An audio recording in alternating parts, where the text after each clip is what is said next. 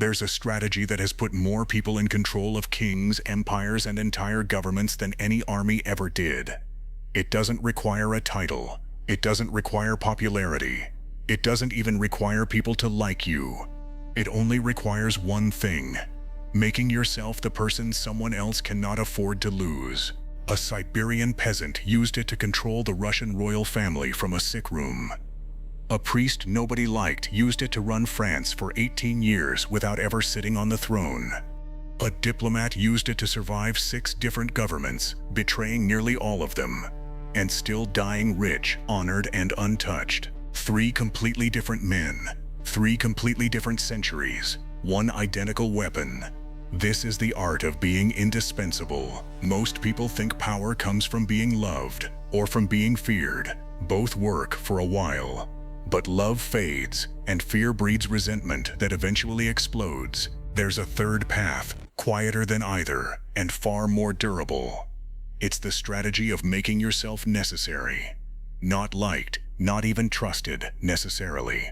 Necessary. The kind of necessary where removing you feels more dangerous than keeping you, no matter how much the person above you might want to. The people who master this don't try to win hearts. They find the exact spot where someone else is weak, frightened, or dependent, and they position themselves as the only reliable answer to that specific problem. Once that position is secured, loyalty stops being something they have to earn. It becomes something the other person has to maintain, because the alternative is unthinkable. Watch how 3 very different men built that exact position, using 3 very different tools. By 1905, the Russian royal family was carrying a secret that could not become public. The heir to the throne, a young boy named Alexei, had hemophilia. Any small injury could trigger internal bleeding the doctors of the era were helpless to stop. The empress lived in a state of quiet, permanent terror. Into that terror walked a wandering mystic named Grigory Rasputin. He had no medical training, no noble blood, no official position of any kind.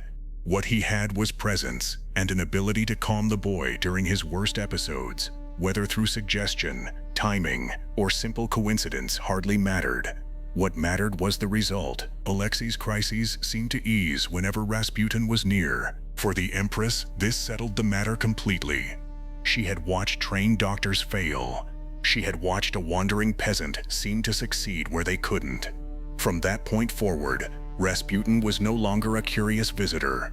He was the one thread holding her deepest fear at bay, and she was never going to be the one who cut it. That's the whole mechanism, laid bare. Rasputin never had to threaten the royal family or demand anything from them directly. He simply made himself irreplaceable to their single greatest terror, and let their own fear do the rest of the work. Ministers who tried to warn the empress about him found themselves unemployed. Advisors who pushed too hard against him lost their positions. Nobody had to order it. The empress did it herself, because in her mind, losing Rasputin meant risking her son. Notice what's actually happening underneath the story. Rasputin didn't create loyalty through affection.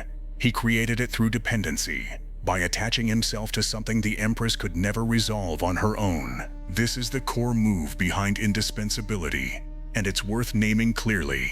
Find a fear that cannot be permanently solved, and become the only available answer to it.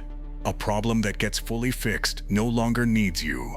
A fear that lingers, that flares up again and again, keeps generating the exact need you're there to satisfy. Rasputin used a family's medical terror, but the same mechanism works with far less dramatic material. And 2 men, in 2 very different courts, proved that you don't need a miracle. You just need to be the answer nobody else can give. France in the 1620s had a king who was, by most accounts, anxious, insecure, and deeply uncomfortable with anyone more capable than himself. That king was Louis XIII, and the man who became his chief minister, Cardinal Richelieu, was almost certainly someone Louis didn't particularly like. Richelieu never tried to fix that. He didn't chase the king's affection. Instead, he attacked the one thing Louis actually wanted more than comfort: results. A stable kingdom, defeated rebellions, a France that obeyed him. Richelieu delivered all of it, relentlessly, and made sure every success was framed as the king's own triumph rather than his. Within a few years, something had shifted. Louis could resent Richelieu privately. He could even at moments hate him, but he could not run France without him, and both men understood that perfectly. When Richelieu's enemies finally cornered the king and demanded he choose between his own mother and his minister, in the famous crisis history remembers as the Day of the Dupes, Louis chose the man who made the country work. Everyone who had already celebrated Richelieu's downfall found themselves exiled or imprisoned within days. This is a different flavor of the same weapon. Rasputin made himself indispensable to an emotion. Richelieu made himself indispensable to a function. Take away the person, and the machine that depended on him simply stops running. That's a much harder thing to walk away from than affection ever was. If Rasputin shows the emotional version of this strategy, and Richelieu shows the functional version, then Talleyrand shows what happens when someone masters both at once and applies it not to one king, but to an entire century of chaos. Talleyrand served the French monarchy, then the revolution that executed that monarchy, then Napoleon, who built an empire on the revolution's ashes, then the restored monarchy that replaced Napoleon after his fall. 6 governments, each one violently opposed to the last, and Talleyrand found a seat at the table of nearly every single one. How does a man survive that many total reversals without being dragged down with each collapsing regime? By making himself useful to something bigger than any of them. Continuity itself. When France's enemies gathered to carve up the country after Napoleon's defeat, it was the supposedly disgraced, supposedly untrustworthy Talleyrand who negotiated France back into the circle of great powers, because he was, by that point, simply the man who knew how to keep the machine from breaking entirely. Every new government that took power in France faced the same quiet calculation. Punishing Talleyrand for his past loyalties felt satisfying.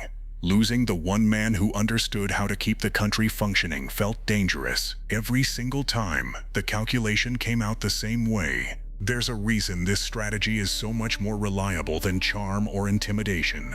And it comes down to basic human psychology. People are far more afraid of losing something they already rely on than they are attracted to some hypothetical better alternative. Once you occupy the role of the solution, the person depending on you isn't comparing you to their fantasy of a perfect replacement.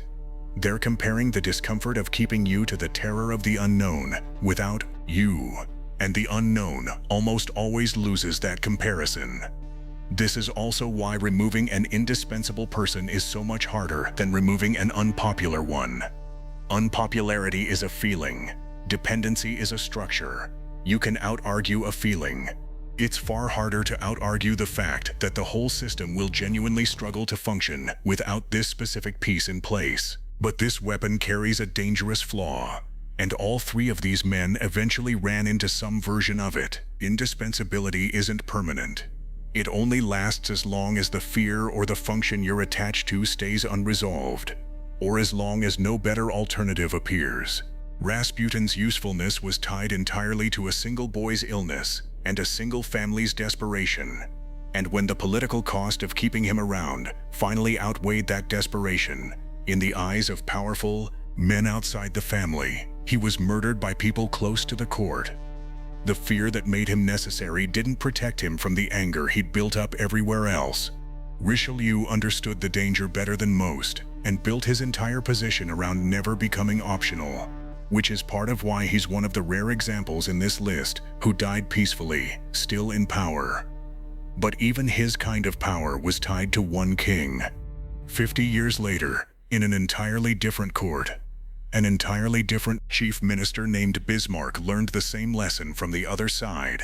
He had made an empire depend on him so completely that when a new emperor decided he no longer wanted that dependency, dismissing him was still possible. Indispensable to a system doesn't mean permanently immune to the people who control that system. Talleyrand may have understood this most clearly of all 3. By tying himself to something as abstract as stability itself, rather than to any one person's fear or any one government's function, he made himself useful to whoever won next, almost automatically. That's likely the real reason he's the one who died old, wealthy, and largely forgiven. So what does this tell us, watching from a few centuries away? The strongest position you can hold with another person or another institution usually isn't being the most liked. It's being the hardest to lose. Rasputin, Richelieu, and Talleyrand all found different versions of the same principle. Locate the fear or the function nobody else is reliably solving and become the answer to it. But their stories also carry the warning built into the strategy itself. Indispensability is borrowed power. It lasts exactly as long as the need behind it does, and the moment a cheaper, safer, or less politically expensive alternative appears, everything you built on being irreplaceable can come apart very quickly. Here's the uncomfortable question worth sitting with. Where in your own life are you trying to be needed, rather than trying to be replaceable by something better? And what happens to your position on the day that need finally disappears? If this changed the way you think about power, subscribe. We don't study history here to relive the past. We study it to understand the mechanics still running the world around you today. For the full story behind each of these three men, watch our complete videos on Rasputin, Cardinal Richelieu, and Talleyrand next. Content.